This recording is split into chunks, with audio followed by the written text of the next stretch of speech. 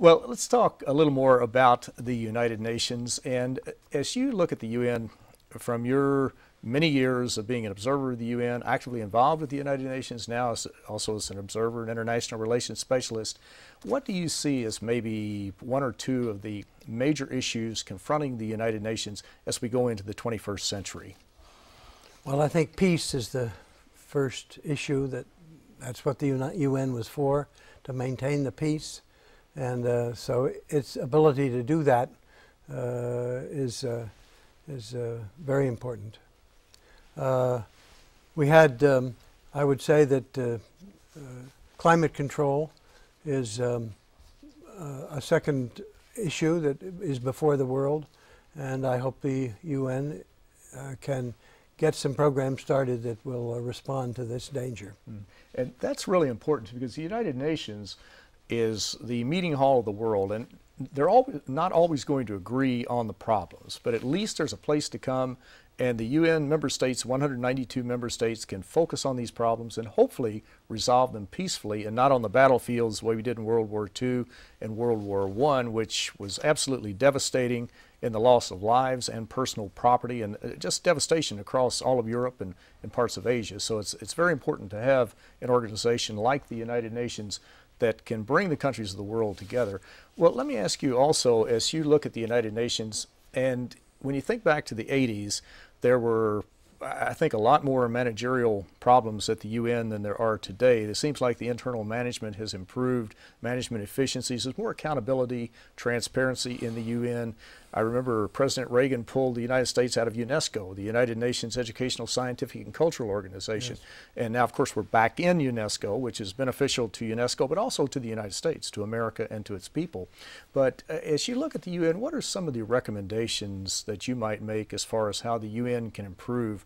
Are there things that it can do differently in the future? Its agenda seems to be expanding. It's taking on more problems. The UN of today is not the UN of 1945, but are there suggestions that you might make to the UN to help it improve? Well, there are things that the United States can do to help improve the United Nations and to help improve its own image in the world. We are not very popular in the world today.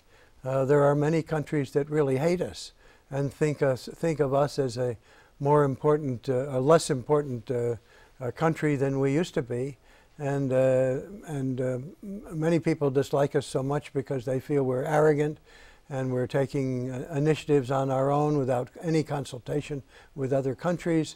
And so I think the first step is towards better relations and towards improving the UN is that we should improve our own attitude.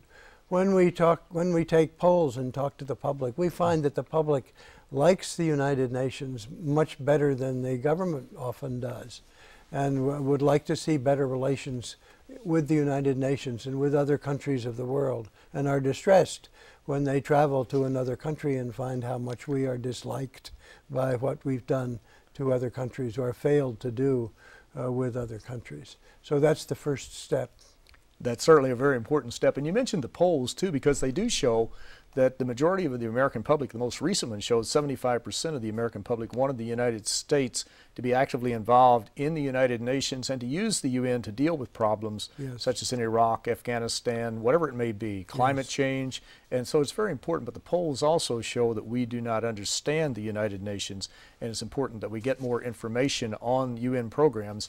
And of course, one way to do it is to go to www.un.org.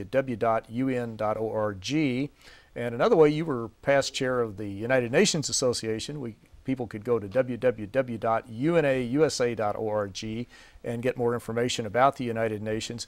And again, I think it's healthy, and you can disagree with me if you'd like, but I think it's healthy to be an objective critic of the United Nations. The UN is, as former Secretary of State Madeleine Albright said, an indispensable institution, but it has its problems. But it's still important, and there's no substitute for it. And we need to be objectively, not critical per se, but analyze it and point out what it's doing well and not doing well so it can improve. Do you think that's on course? Or Yes, I think that's very much on course. The UN is better than a lot of people think.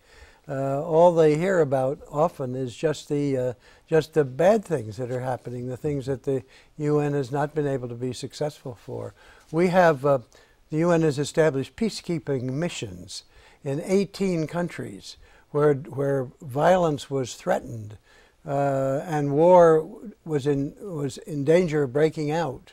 And they sent peacekeeping missions to these 18 countries or places in the world, and all of those are still, they're enforcing the peace. And there are several places in the world where they do not have missions and where we haven't been able to form missions, and countries have been unwilling to send their troops to establish a UN force in the country. There are those countries, and we know about them because those are the ones that are featured in the newspapers. But we must remember that there are 18 other places in the world that are now protected by the presence of UN troops, and the unwillingness of any of those countries involved in those situations to in any way overrule the UN troops. Now, it's a responsibility, I think, of the American public to learn more about the United Nations, and of course it's helpful if the UN can put out more information about what it does. The public is very important, but also there's another group that's extremely important. That's the United States Congress, yes, because they fund, well, obviously the U.S. part of the budget to the United Nations. And as I think back in my involvement with the U.S. Congress, and you've had a lot more involvement than I have, but there are key people looking at it in a bipartisan way. I remember former Senator Claiborne Pell, a Democrat from Rhode Island, used to carry the Charter of the United Nations in his pocket. He did. Being on the Democratic side, there are other members of the Senate, for example, like Senator Chris Dodd, who's very knowledgeable of the United Nations, a Democrat from Connecticut. But on the Republican side, you have Senator Dick Lugar from Indiana, a Republican, and also Senator Chuck Hagel from Nebraska, a Republican. So there are some key people in Washington who are very knowledgeable about the United Nations. But how did you interact with that body, with the Senate and with the House? And do you find that a large number of the people in Congress do not know very much about the UN? Well, it's sad that they don't, and they should learn. Those four that you mentioned, I knew them all. I kept them informed about things that they were chairman of the committee that oversees foreign policy. And so we kept them posted on everything that we were doing, and I had a special responsibility for keeping them posted about UN matters. Claiborne Pell, who was chairman of the Senate Foreign Relations Committee, is still alive, getting closer and closer to 100 years old, living. He came from Rhode Island, and he was a distinguished senator at that time. And the other three were all very active in foreign policy issues, as are today many others that both in the administration and in the Congress that try to keep the world informed about foreign policy. But there have been so many domestic problems of recent months and years that take the public's attention and somehow seem more important. But we are a part of the world, and the world is moving towards one world faster than many would like because of the unified communications. Everybody knows something that happens in the far corner of the world is immediately known to everybody in the world. And that information is no longer kept secret by one nation that happens to know something that others don't know.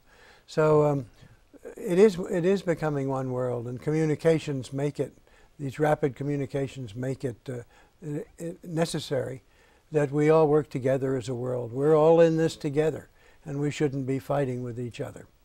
Which is very, very important. And of course, people who are watching the program, if they have ideas about the United Nations, they should communicate them with their members of Congress, with their two United States senators, and let them know how they feel about the United Nations and share their ideas with them. But it's important that we learn more about this very vital institution. Again, not a perfect institution, but one that benefits us. Well, we're down to about our last minute, and I hate to do this, but you were the sponsor at Seton Hall University, the John C. Whitehead School of Diplomacy and International Relations. Could you tell us just very briefly what that is about?